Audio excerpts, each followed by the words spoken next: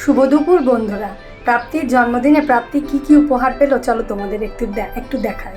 দেখো, একটা ট্যাব পেয়েছে, তারপরে পেয়েছে ইয়ারপড, হ্যাঁ, তারপরে একটা জামা, তারপরে লিপস্টিক পেয়েছে, 3টে লিপস্টিক, একটা নয়, একটা দুটো তিনটে।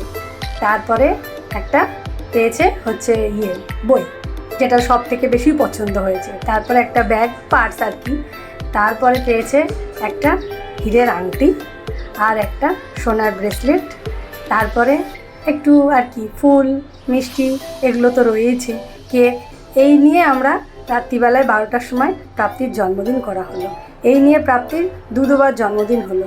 একবার তো দেখেইছো, বন্ধুরা মিলে করেছে কেক কেটে জন্মদিন, আর এখানে রাত্রিবেলা একটু ছোট করে জন্মদিন পালন করলাম। চলো আসছি আর।